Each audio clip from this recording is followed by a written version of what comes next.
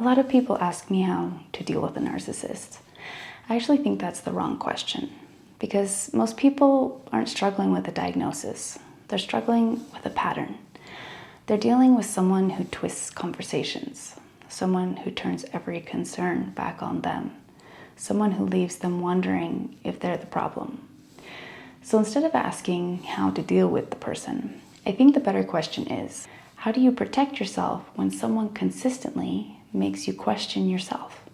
Here's the first thing. Stop trying to convince them.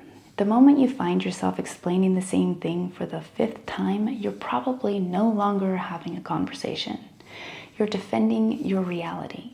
Healthy people may disagree with you, but they don't need you to abandon your own experiences for them to feel okay. Second, pay attention to what happens after you express a concern. Do they address the concern? Or do they immediately shift the focus to your tone, your memory, your intentions, or your character?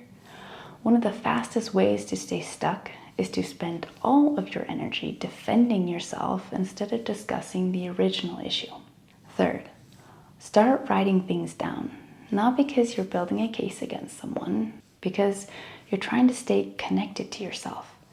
When you're constantly being told that things didn't happen the way you remember them, your memory starts to feel less trustworthy. A journal can become an anchor. Fourth, stop expecting consistency from someone who benefits from confusion. A lot of people stay trapped because they keep waiting for the moment the other person finally understands. The problem is that understanding isn't always the issue. Sometimes the issue is that the current dynamic works for them. And finally, protect your boundaries without announcing them. You don't have to argue every point. You don't have to win every debate. You don't have to convince someone that your boundary is reasonable. You can simply decide what you will participate in and what you won't. One of the biggest shifts in my own life happened when I stopped asking, how do I get this person to change? And I started asking, what do I need to do to stay connected to myself?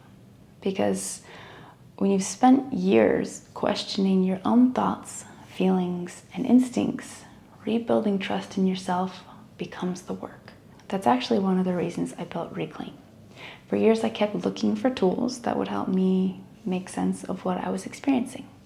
Not just motivation or positive quotes, but something practical that could help me track patterns, organize my thoughts, and stay connected to my own reality when things felt confusing. I built Reclaim for people who are trying to do exactly that. It's a place to track triggers, journal what happened, identify patterns, and strengthen trust in your own thoughts and experiences. Because someone who has spent months or years questioning themselves, the goal isn't to obsess over the other person. The goal is to reconnect with yourself. If that sounds like something you need right now, I'll put a link for Reclaim in the description.